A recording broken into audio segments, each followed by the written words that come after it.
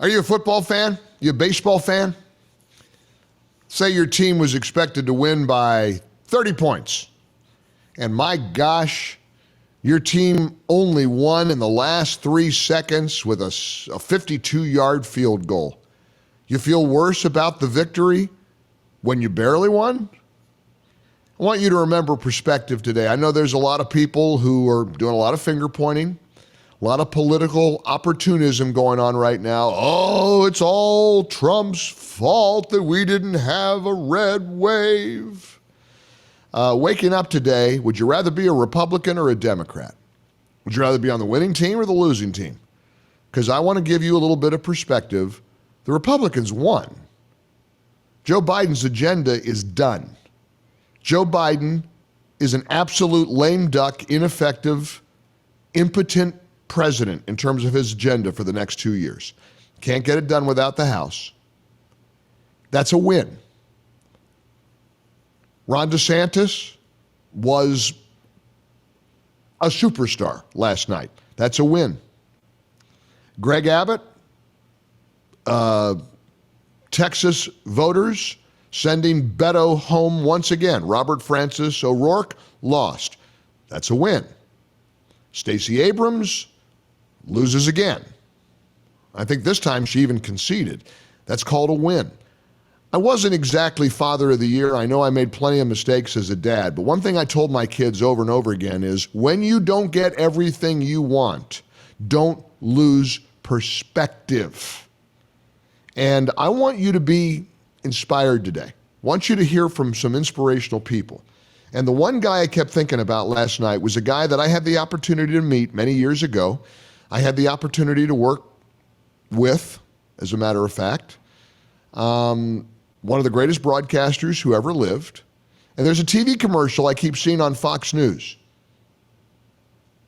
They're selling a lot of the audio highlights of his storied career.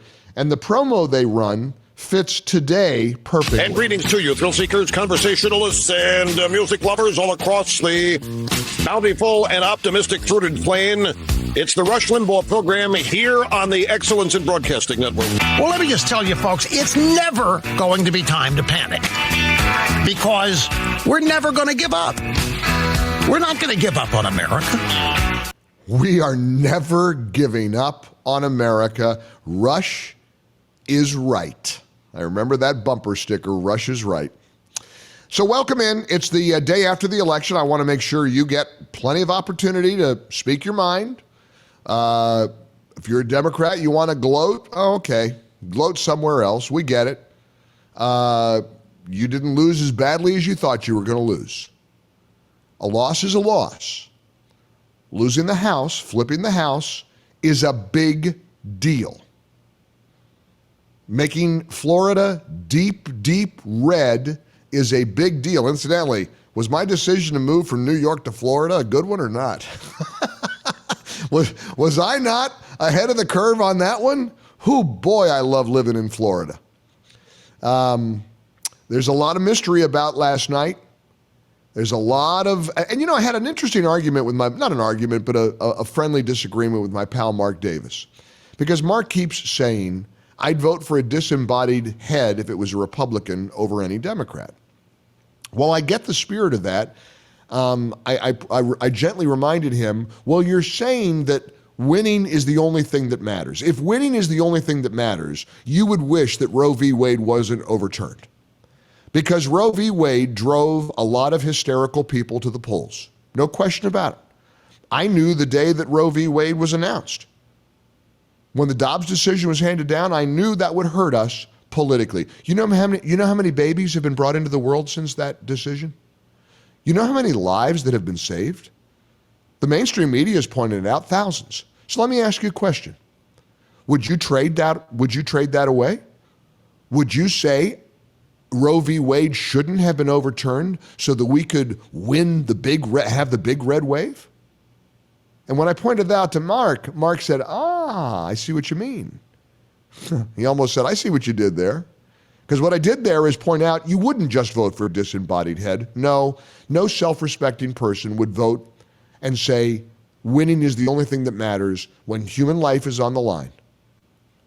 How any self-respecting person could vote for John Fetterman, it's something I'll never understand. I guess they use the Mark Davis rule of voting for a disembodied head because, frankly, obviously a lot of people in Pennsylvania practically did. So be it. So be it.